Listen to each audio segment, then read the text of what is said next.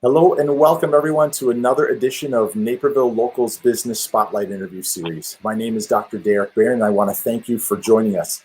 Today we've got three amazing women from Willow Tree Therapy Center. We have Dr. Jenna Kiel, Melissa Woolever, and Dr. Amy Bilka. And I want to welcome all of you to the show.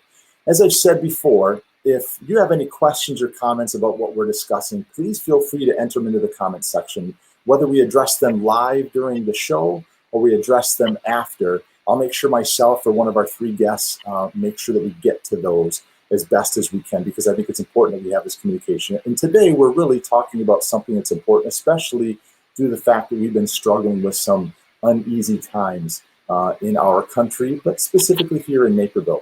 So I think this is going to be a fantastic show for you today, and especially what these women have for input in their experience.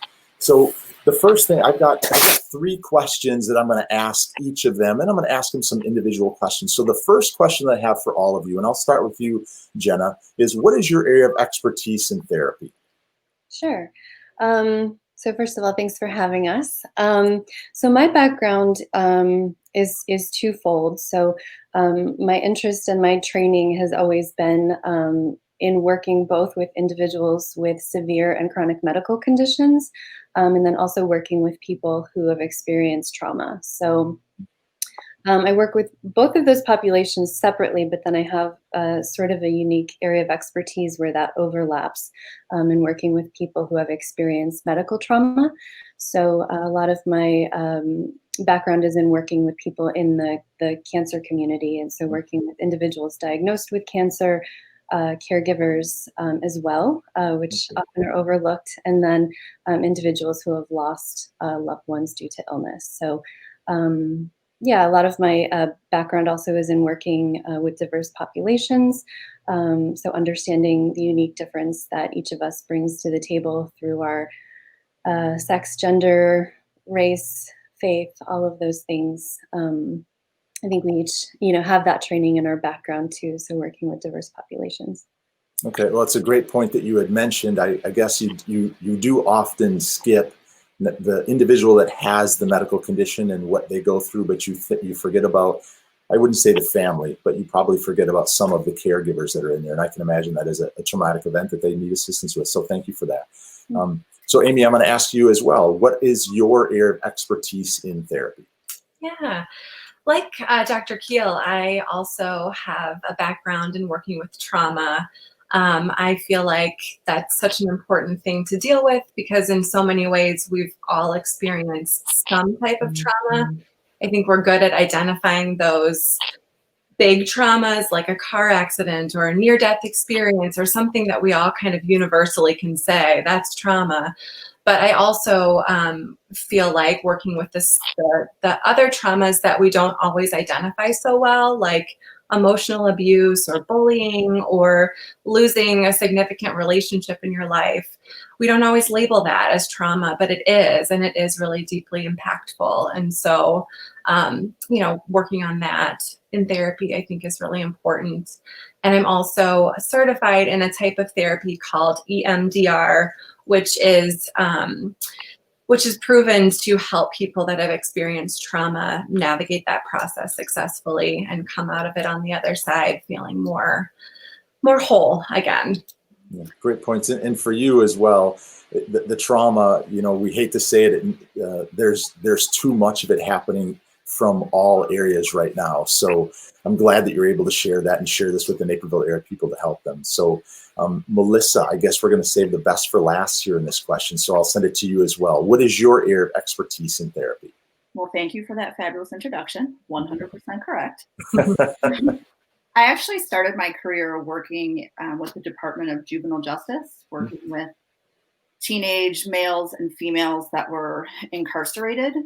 And that kind of kicked off a passion for working with teens and young adults, really struggling with anxiety, mood disorder, trauma, self-esteem, and the whole myriad of things that, teenagers deal with. And that transitioned into working in schools with incredibly smart kids that are often struggling with perfectionism.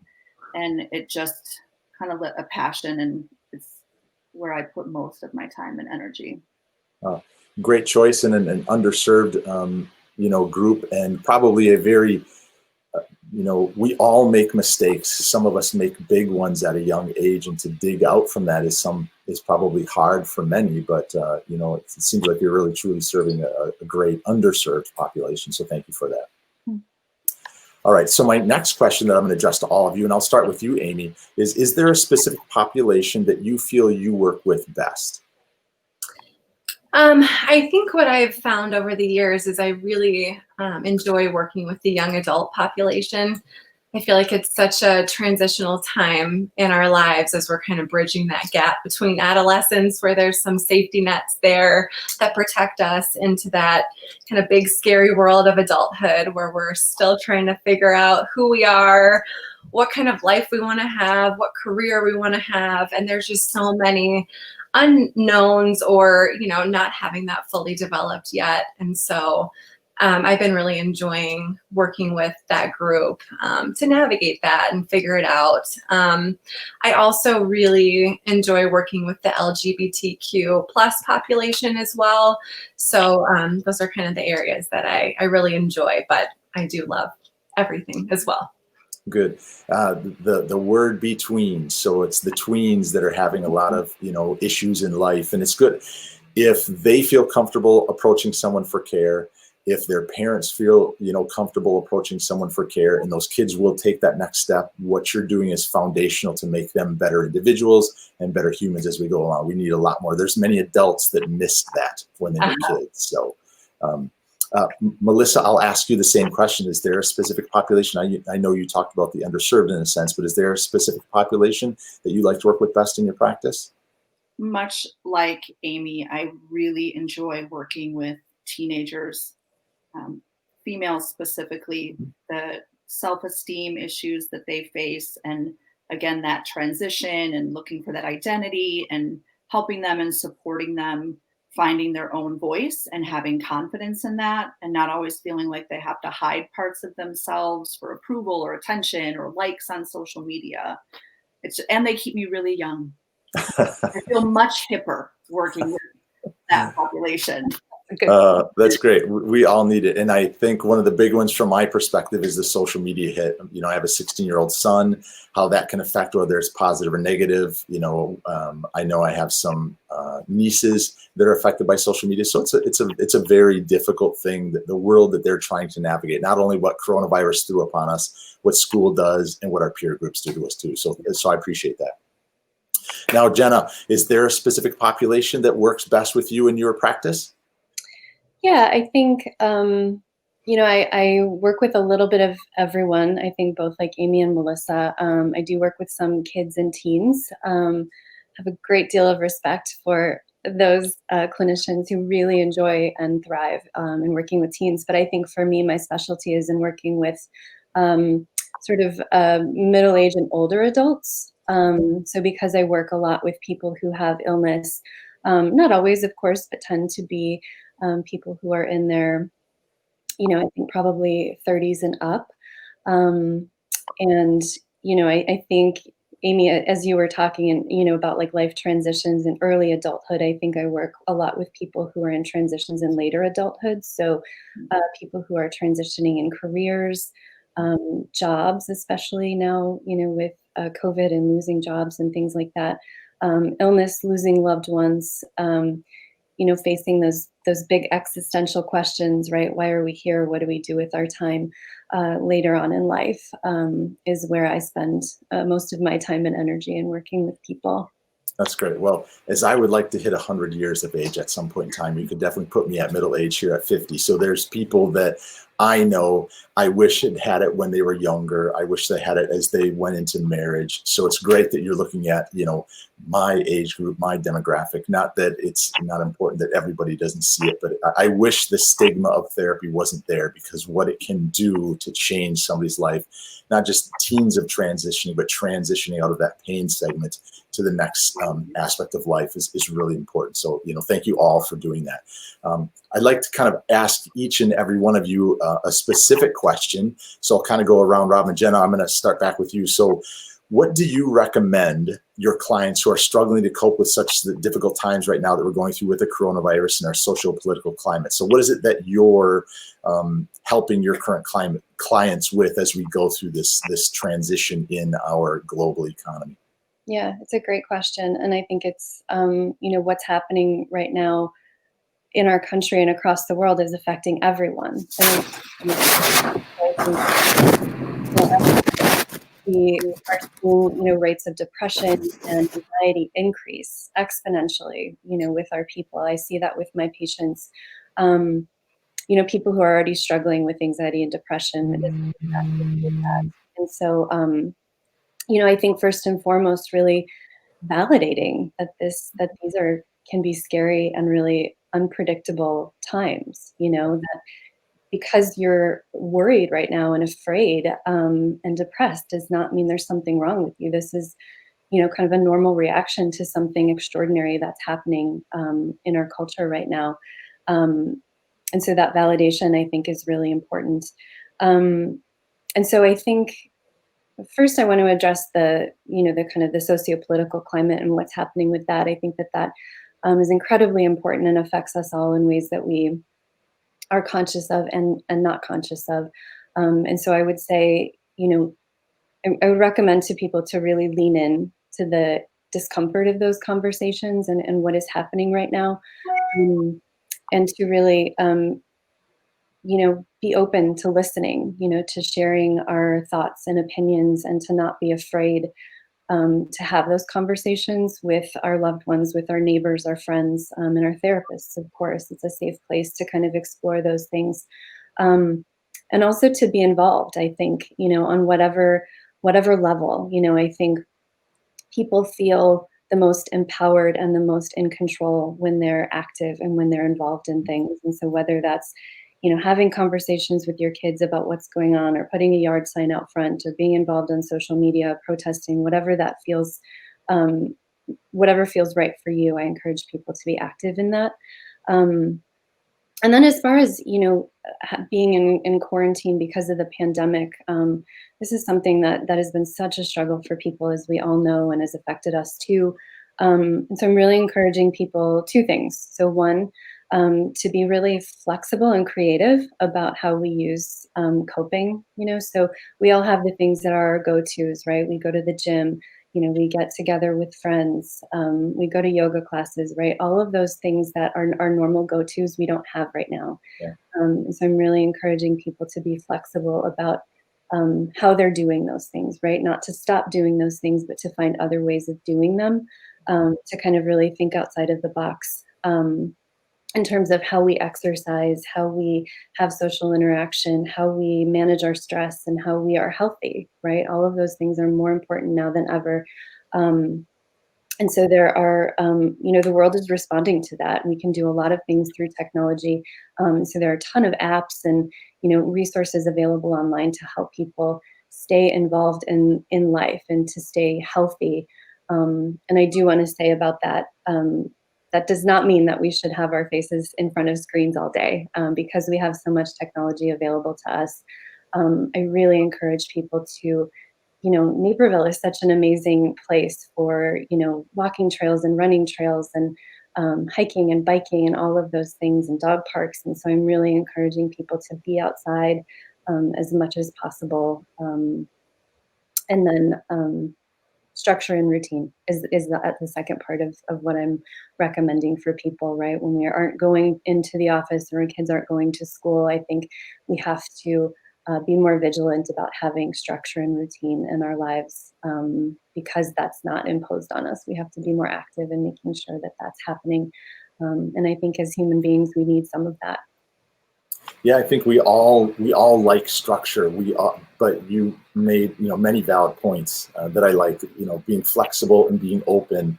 For this in my family, it's been great. Twice a day, my family and I go for a walk with our dog. We were not doing that before. It's allowed us that opportunity. And most people that I know have had a better time to be able to bond with their family. And for those that don't have family, that are taken away from their normalcy, hopefully they've been able to find some friends. And I know some that have been doing their Friday nights where they have their happy hour and they just get on their Zoom calls and they have conversations. So being flexible, I think, is really, really key to what's going on right now. So thank you for that, Jenna. I appreciate it.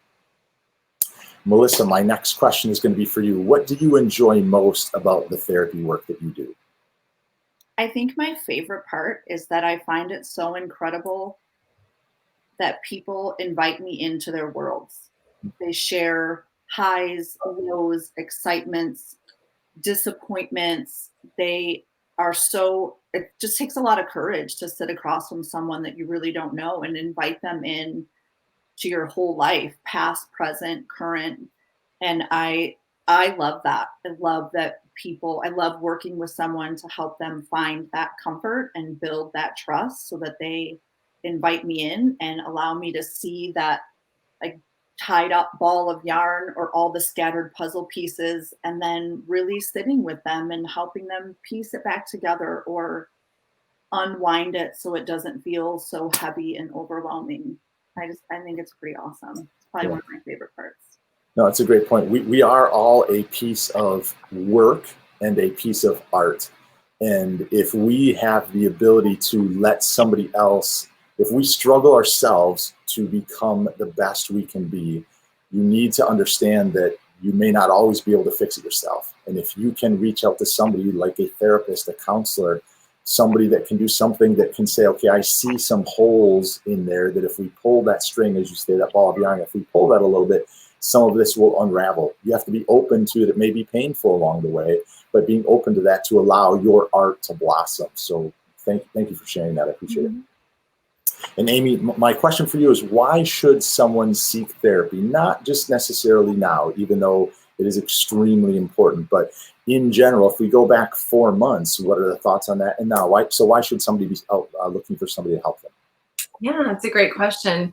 I think you mentioned earlier too, Derek, that there still is this stigma about therapy, and I think it is getting better as mental health awareness becomes more mainstream, but I think there's still sometimes a hesitancy to seek therapy because we still have these negative ideas about what it means if you go to therapy, what that means about you or your lack of ability to, manage things on your own, or you're weak if you need help. And again, I hope these things are changing, and I think they are, but there's just so many reasons to seek therapy beyond just the, serious mental illness and needing help in that regard. But, we can seek therapy to learn about ourselves, to feel better inside about who we are, to have better relationships with those around us, to develop coping skills, to deal with strong emotions, to be able to be better listeners to our partners and friends, to be a better leader, to be a better boss, employee. Like everything, I think, goes back to,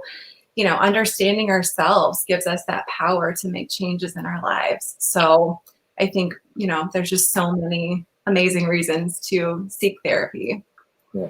So what hit me on that is the listening. There's the individual that I think needs to listen to themselves and say, okay, no matter what my friends or family think, I should be okay with reaching out to get some help, to make me feel better on the inside and eventually on the outside. And the other part I would think of is from past experiences of growing up.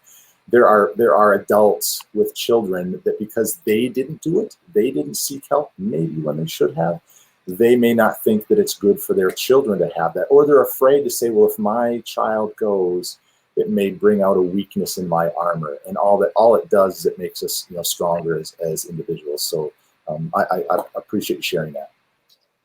Can I add one more thing to that, Derek? Sure. So I work with quite a few first responders, police officers, people who are in the military, former military people, and I think especially in those sort of pockets of our culture, there is certainly that stigma that's, Amy, as you were saying, that it's not okay to ask for help, that it means that there's something wrong with you, particularly in a groups of people where they experience so much trauma, day in and day out. The cops that I work with are, brave in doing what they're doing in their jobs, and then also for asking for help. And I think, I just want to say that I hope that as the stigma lessons, throughout our culture in general. I really think that it's really important for those first responder populations too, and in the military. So I think all the more reason to get help. Yeah, I would agree. Both the men and women serving as police officers in our military or any position like that, even with first responders, EMS, that they're in a tough situation. Unfortunately, what's currently happening is making it even harder to them. And whether you spend time on social media and you see where somebody's standing there doing the job that they're supposed to do because a supervisor tells them, and somebody is 2 inches from the face screaming at them, they may even share the same exact political view or socioeconomic view that person has, but they have to stand there in a stoic way. And all that, sticks and stones may break my bones, but what you say definitely hurts me if I allow it to. And there are too many people that are allowing it to hurt them and not doing something in reverse to try and help them. So that's a great point. Jen, I'm going to come back to you for another question here, if I may. So for people who are struggling to make the first step to come into therapy, what would you tell them? So for that police officer that, was at one of the rallies and something went wrong, and they think something's there, what would you tell, he or she to do? What would be the next step that you would suggest for them to take? Yeah, I think I think Amy made a lot of great points about why therapy is important and why all of the really wonderful and life-changing things that can come out of it. I would say again that validation of it's a scary thing to do, like Melissa said, to sit across from someone and be your most vulnerable. Can be really intimidating, but also really powerful if you kind of again lean into it and open yourself up to that. That it's a brave thing to do. Like our jobs are dependent on people wanting to come in and wanting to learn more about themselves and their relationships and to be, our best selves. And so, and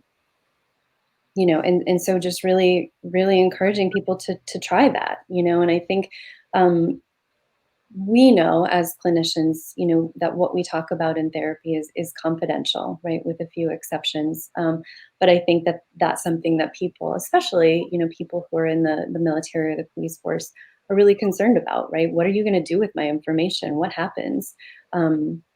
Is my boss going to find out that, that I'm depressed? And so I think first and foremost, knowing that what happens in therapy is confidential, again, with a few exceptions, but and then I think also, telling people that I will often tell patients, I'm obviously a proponent of therapy and have been through therapy, at times myself in my life. And, I don't shy away from telling people that. I think it's important. I'm a human being too. And therapy's been helpful to me throughout my life. And so I wouldn't be here doing what I do if I didn't believe in that. Yeah. To get the stigma, to get beyond that, but the fact that if you love yourself, you should want to make yourself a better person, whole inside and out. And so I think that's a great way for individuals to take that step. So I appreciate the comments. Melissa, what are you currently doing that would be what you would call maybe an out of the box type of therapy work with your clients? I thought really long and hard about this question because it occurred to me that to other clinicians, this stuff is not groundbreaking. Like this is not news. But I think to people who maybe haven't been in therapy and have this idea of, well, we're going to come and sit on the couch and stare at each other for an hour and be a little weird, that's not really what it looks like. And if a client is comfortable and I notice that they're anxious and they just can't stop moving, well, let's get up and go outside. Let's go for a walk. Sometimes, it's hard to find the language to express the thoughts or feelings or emotions. And I learned a lot of this from working with teenagers. So what are the other outlets we have? Send me a meme that you think represents how you're feeling. Show me the TikTok video that you relate to that helps me understand what you're carrying with you. And again, I don't think these things are really revolutionary, but I think it's just not that traditional, well, you sit here and I sit here and we're going to talk at each other. I think it's important, and I really like investing in their world, especially with the teens. The all of the things that they use today, they're their music and their how they connect, and showing them that I understand it and that I place value on it the same way they do, I think sometimes is a little surprising. I had one of my girls like me the other day, she's like, I watched this TikTok video. Wait, you know what TikTok is, right? And when I looked at her and I said, oh, yeah, I do. I know what TikTok is. There was almost like this sigh of relief that came, that I understood and that I want to know about it and that I value it. And again, I don't think that these are groundbreaking things. I just think it shows people that therapy doesn't just look like one thing. Yeah, it's great. It's not necessarily just sitting on the couch and laying back and the therapist behind you writing stuff down or just playing tic-tac-toe. But to bring up TikTok, which I think is great. I think that is a brilliant idea. Maybe others are doing it, but how you expressed it, that so if you have someone sitting at home that watches a video and that brings them joy, and then they watch another one and it puts them in a depressed mode, that should be something to bring up conversations that I'm sure you have the ability of diving deeper in the techniques that you use, but it's something that truly does relate to who they are and who they are right now in today's time. So I think that's fantastic. So give yourself a little bit more credit than you were doing there. Thanks. Yeah, you're welcome. So Amy, my last question for you, what do you enjoy the most out of the therapy work that you do? Yeah, I was thinking about just how grateful I am to be in this field. It just is so meaningful, to people and getting to know, like Melissa was saying, the intimate details of their lives and to hear things that they may have never shared with anyone else before, and to be trusted to share in those experiences. It's just such an honor, and I feel so passionate and lucky to be able to be there and to support people in becoming happier and more confident and enjoying life. Yeah, it's great that you bring up trust. And again, it comes to trusting yourself and walking into a room, opening a door, having it close behind you and sit across from or on the couch or, whatever it may be, to sit and say, okay, I'm going to open up and trust that. It's got to feel, it's great no matter what, I can only imagine. But when you see that flower bloom, where after they came in and they were so scared, so sheltered, so depressed, whatever it may be, but through the therapy that you offer, they become or a better version that they wanted to become that they couldn't help themselves out of. So, that's great. Yeah. All right. So I'm going to come back to all three of you. I'd like you to answer this one last question as we kind of wrap this up. So what do you think, and I'll go to you, Jenna, first. What do you think makes Willow Tree Therapy and your facility and its providers unique? That's a good question. Yeah, I think as people are looking to do the work of therapy, and to be vulnerable in all of the ways that we talked about, I think what they find immediately when they walk into our office, not currently since we're doing teletherapy, but both physically in our space, and what they get from us is warmth and authenticity and humor. I absolutely adore working with these two women who are just, brilliant and warm and honest. And, we get to have, 5 minutes in between sessions where we can, support each other and have a laugh about something. And I think that carries through with our clients. I think that they get that sense of authenticity from us, and that who we are in the therapy room is who we are as people. And I think people, I think our patients get that from us. And I think that's unique. And I think that we all, each of us offers something a little bit different. And so I really appreciate that about our practice as well. Well, that's great. Especially I like how you say in between your clients, because I don't completely comprehend or understand, and I don't think your patients do, what it takes for you to go up and down in the valleys, the ebbs and flows of what one of your clients is going through. So to just leave that and go out into your next client or the next role is a difficult thing. So when you can kind of bounce off some things or share wins or losses or, hey, I might need some help. That's a great way to approach that. Amy, I'll ask you the same question. What makes Willow Tree Therapy in your facility, your practitioners, unique?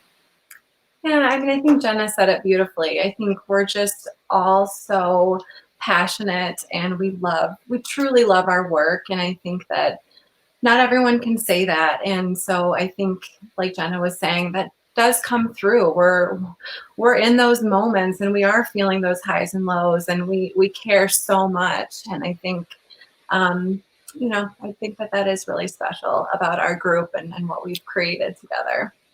Well, from the 20 some odd, 30 some odd minutes of me getting to know you, three here, I can see that there is more than likely a bond that has grown for you. And I'm certain that it only helps your clientele when they come in better, because we don't know everything. We don't know the answer to everything. So when you fall into a difficult position, and you can, open the door and say, Amy, Jenna, Melissa, can you help me with this?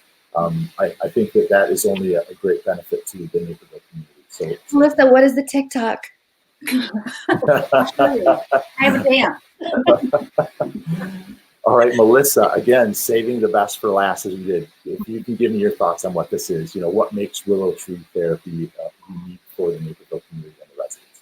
Well, I think the fact that we are all proud members of the tattoo party, and that we love getting tattoos and showing off our tattoos.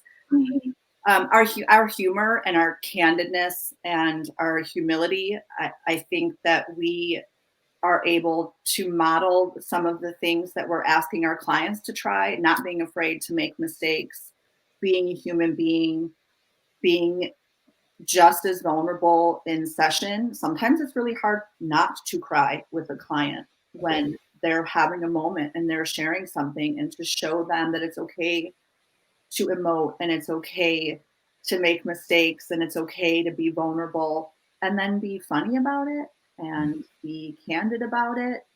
I think it just makes us really unique. And we've known each other. We all went to grad school together.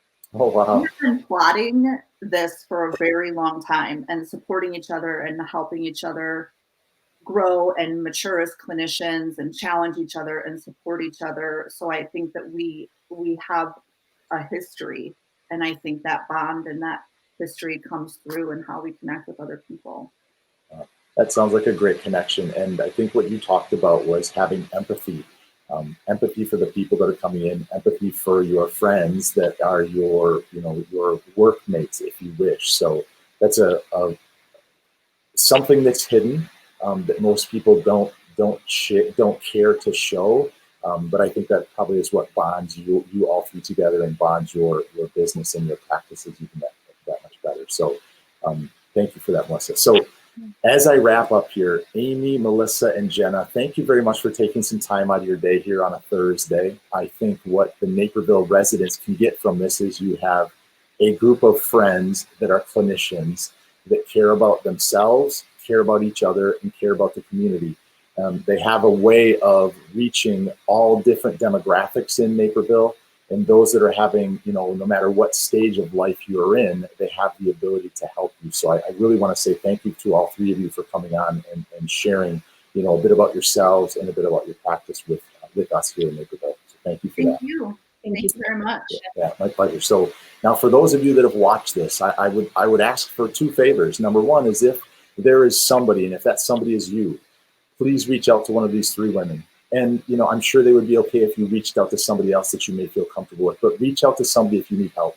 Now is not the time to sit there and say, I'll get through this. It's okay to get through it with someone else as well.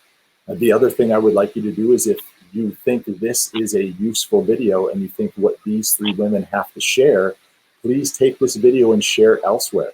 The message about mental health is growing, as they've all said, but we need people to understand that it is okay.